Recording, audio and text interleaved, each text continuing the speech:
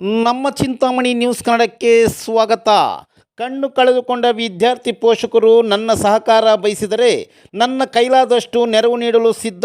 ಸಚಿವ doctor MC Sudhakar. ಯಾರು ಅಕಸ್ಮಾತ್ ಟೀಚರು ಇದು ಮಾಡಿದ್ರೆ ಅವ್ರ ಮೇಲೆ ಕೇಸ್ ಹಾಕೋದು ಮತ್ತೊಂದು, ಓಕೆ ಫೈನ್, ಎನ್ಕ್ವೈರಿ ಮಾಡಲಿ, ಇನ್ನೊಂದು ಮಾಡಲಿ.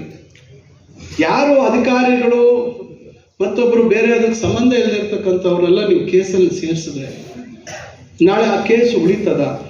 ಪಾಪ ಅವ್ರ ಕೈಯಲ್ಲಿ ಹೇಳಿಕೆ ಕೊಡಿಸಿದ್ದಾರೆ, ಅವ್ರ ಮಗು ತಾಯಿ ತಂದೆ ಕೇಳಿ. ನಾನು ಇವತ್ತು ಬದ್ಧವಾಗಿದ್ದೇನೆ.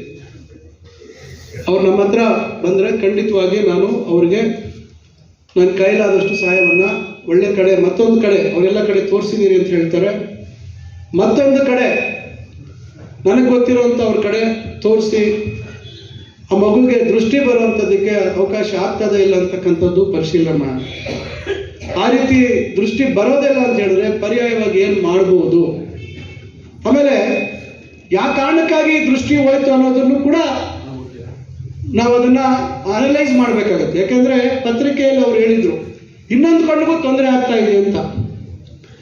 ಏಟು ಒಂದು ಕಡೆ ಬಿದ್ದಿದ್ರೆ ಮತ್ತೊಂದು ಕಡೆ ಕಣ್ಣಿಗೂ ಯಾಕೆ ಎಫೆಕ್ಟ್ ಆಯಿತು ಅಥವಾ ಏನು ಸಮಸ್ಯೆ ಅನ್ನೋದನ್ನ ಒಬ್ಬ ವೈದ್ಯನಾಗಿ ನನಗೂ ಅರ್ಥ ಆಗ್ತಾ ಇದೆ.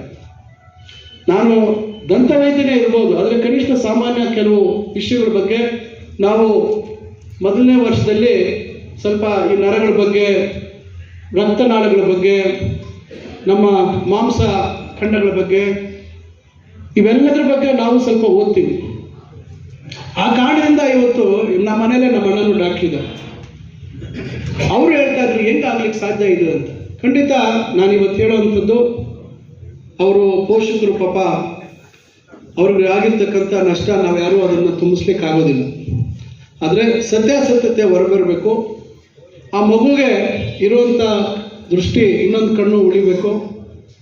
ಈಗೇನಾದರೂ ತೊಂದರೆ ಆಗಿರ್ತಕ್ಕಂಥ ಕಣ್ಣಲ್ಲಿ ಮತ್ತೆ ದೃಷ್ಟಿ ತರುವಂಥದ್ದು ಯಾವ ರೀತಿ ಸಾಧ್ಯ ಇದೆ ಅಂತಕ್ಕಂಥದ್ರ ಬಗ್ಗೆ ಕೂಡ ನಾನು ಅವ್ರಿಗೆ ಹೇಳಲಿಕ್ಕೆ ಬಯಸ್ತೇನೆ.